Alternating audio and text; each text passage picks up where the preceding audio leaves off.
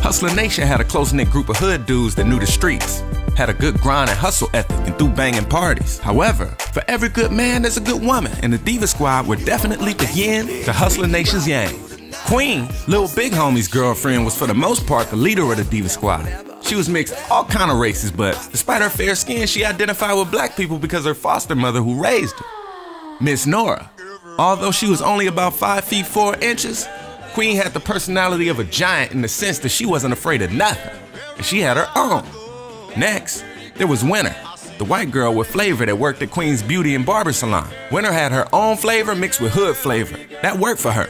She never overstepped her boundaries, but she rocked these cold, long acrylic nails that always looked freshly done. So besides beautifying the hood, the only other loyalty Winter had was to the squad. Then there was Mercedes, the feisty Latina of the group. At the end of any day, Mercedes would ride or die, and she typically was the one getting them into spots because of her voluptuous breasts and booty cakes.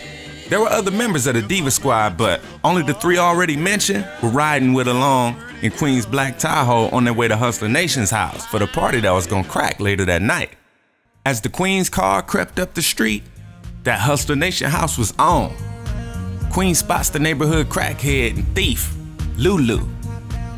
Lulu was a crackhead about 40 years old who would break into garages to support her habit. Everyone in the area knew about her, but most of them low-key felt sorry for her. It was so bad that people would sometimes leave items that they didn't want in their garages just so Lulu would have something to steal and try to sell. Besides her kleptomania, Lulu was a half-decent person, not usually involving herself in too much. However, today the Diva Squad spotted her on the side of a potential assignment wearing Mercedes' jacket, smoking some of that good stuff out of her pipe. Always down for her girls, Queen quickly dips to the curb in front of the house Lulu was standing by. As soon as the vehicle stops, all 3 girls hop out and approach Lulu. "Lulu, you got my damn jacket on right now!" Mercedes couldn't even get all the words out fast enough as she closed in on Lulu. "I've been waiting all day for something to jump out," Lulu responds. Immediately, she drops to the ground and does about 25 push-ups, then stands up and starts doing jumping jacks. "We can get it cracking right now. I've been waiting all day for something to pop off. Who want a piece of me in these ashy knuckles? They strike like bullets when they hit, bitch." Standing back, Queen looks at the high as a kite Lulu and realizes that this battle isn't even worth it. Let's just roll out. No, fact that. This bitch stole my jacket and her dirty ass wore it. She needs her ass beat. Mercedes stepped forward and pushed Lulu to the ground and began kicking her. "We should roll. This bitch probably got AIDS or something. I ain't trying to catch nothing either." Mercedes stops for a moment, looking around at everybody and finally says, "You right. This ass beating should have purpose. Lulu, I'm gonna beat you until you promise to go to rehab." With a new goal, Mercedes returned to kicking Lulu in her sides while all she could do was moan from the pain. Luckily for Lulu, Queen's phone began ringing.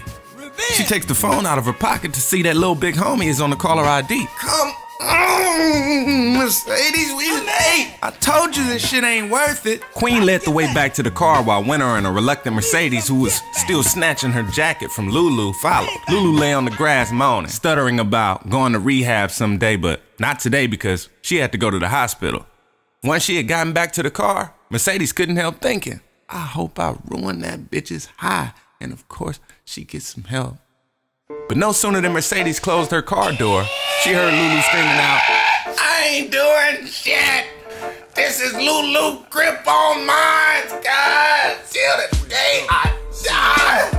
A block or so away, Lil Big Homie hangs up the phone after Queen failing to pick up his call. He had woken up just moments ago feeling weird about the fact that the Diva Squad still hadn't made it to the Hustla Nation house. Though he's a little worried, he attempts to keep it pushing by waking up fully and making sure the necessary things were done before the Diva Squad and everybody else got there. The first thing he did was start assigning jobs to everyone in the house. Money was in charge of cleaning the kitchen. Lil Big Homie was gonna be in charge of straightening up the living room. And Swift was supposed to be in charge of cleaning the bathroom. Nah, I'ma clean Funk. And since Funk gonna have to take a shower when he's done, he can clean the bathroom. Swift's plan sort of worked, although Maniac gave him this warning. One day that nigga is gonna kill y'all for fucking with him.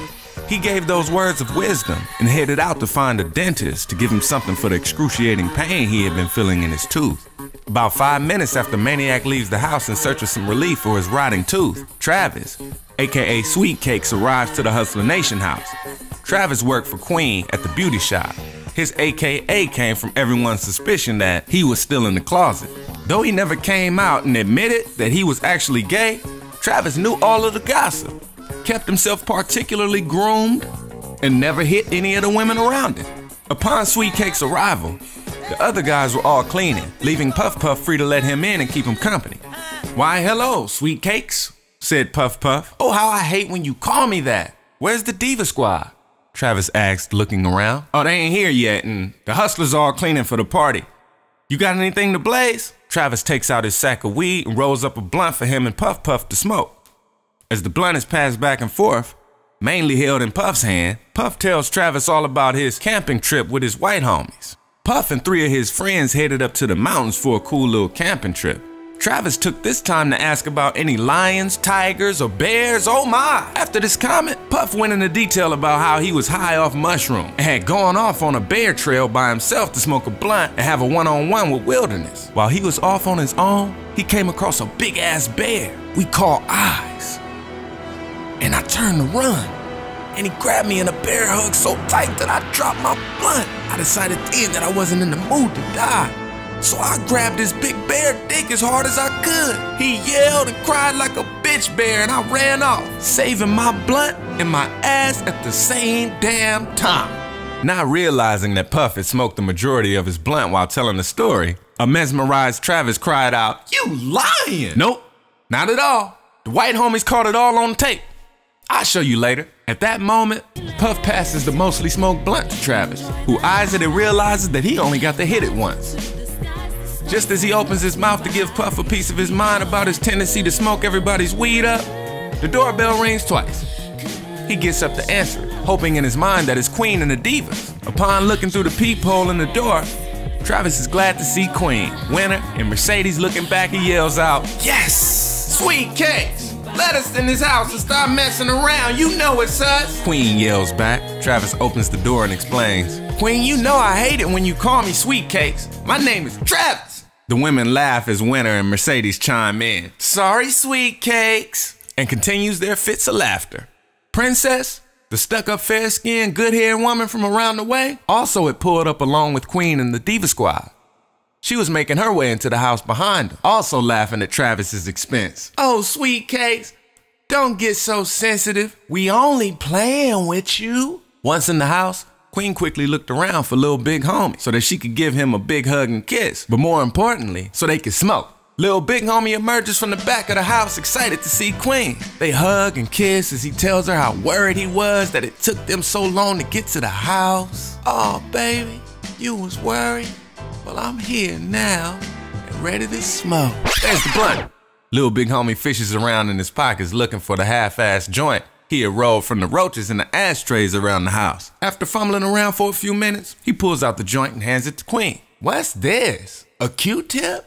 It was obvious she wasn't happy about the mediocre joint that stood in front of her. "Could you just be grateful instead of always complaining about everything? My connect is on the way." Lil Big Homie responds with a hint of irritation in his voice. "Someone could Morse code you weed from Mars and it would get here faster than your connect." Queen wasn't good at just letting things go. That chick ain't never satisfied. Lil Big Homie thought as Queen walked over to her friends in the living room, laughing and talking shit about the chinky little joint she had just received. After loudly talking about Lil Big Homie's idea of a joint, the ladies all head back outside to Queen's Tahoe to roll up her secret stash and smoke without the guys, who had apparently let them down. As the Diva Squad and Princess sit in the Tahoe laughing and smoking, the neighborhood kids were sitting outside on the porch next door, talking about the trouble that they had got into. The neighborhood kids were all foster kids that no one really wanted. Their parents do the best they can, but even with the checks that they receive monthly, they work and grind day and night to provide for their family and themselves. Coco is the leader of the pack at the age of 13. She's half black, half white, and is the one who always comes up with the ideas for their missions. Pancake is a chubby 10-year-old who always has a smile on her face. Despite her seemingly happy disposition, this tomboy does have a tendency to be a bully. Lil Man is the youngest at the age of 8. He's mixed Mexican and black, and oftentimes just goes with the flow. Now RJ is also a mixed race child with black and white blood, and at 10 years old is already very mischievous. Misty is an 11-year-old Mexican girl that questions everything before actually doing it. Coco, bored on this awesome Southern California day, offers an alternative. I don't know about y'all, but I'm ready to do something fun. Why don't we go see what's going on next door at the wannabe rapper's house? They sure have a lot of people coming and going today. We don't know them like that, Misty added to the suggestion. I'll do it, says Lil Man as he gets up to head next door. Pancake and RJ follow suit. Coco looks at Misty. Why don't we all go? It will give us something to do. Misty finally gives in and joins her brother and sisters as they sneak up to the side of the Hustla Nation house. Queen and the rest of the squad had already finished up their session and already had gone back into the house. With no one around, the party of five parked themselves outside the window and catch a glimpse of Funk finishing up in the bathroom. There goes that funky nigga, Misty lets out at the sight of Funk. He's that one that was flirting with Mama the other day when Daddy was working overtime last Saturday. Lil Man remembers. They each allow their little minds to remember back to last week when Funk had been walking down the street headed to the Hustla Nation house. Their mother was sitting on the porch with her friend, enjoying glasses of sangria, conversing about everything under the sun. They had been playing some game out front the house. Funk had spotted the ladies and decided to head up the walkway and say a few more than just being nice words to their mother. Although their father worked a lot, their mother had never stepped out on him and he had never stepped out on her. We ain't gonna let him get away with talking to our mama like that, are we? Okay. So then, what are we gonna do, Mr. Brave? Misty asks, eyeing RJ. Stop looking at me like that, chicken head. RJ retorts angrily. What did you say to me, little boy? I will put my foot so far up your ass that my toes will be your teeth. Misty responded. Shut up, you two, they're gonna hear us. Y'all louder than gunshot. Coco, you're the oldest and smartest. What's the plan? Pancake was trying hard to keep RJ and Misty from fighting. After a few moments of thinking, Coco finally says, it smells like they've been smoking that funny stuff. So, they probably had a munchie soon. Lil Man looked up at her and asked innocently, how do you know that? The History Channel. She quickly answered. We don't have that channel, RJ responded. Never mind that, I have a plan. Here's what we're gonna do. We're gonna all eat some prunes and then shit in the bag. Then, when we take all the shit, we're gonna make some doo-doo cookies. That sounds cool, but we can't use the oven. Mama would kill us, Misty said, breaking the silence. Pancake, can we use your easy bake oven? Coco asked. Pancake eagerly nodded her head, being very excited to help in any way to make this plan work. Wait. What is the shit for if we're making cookies? A clueless RJ responded.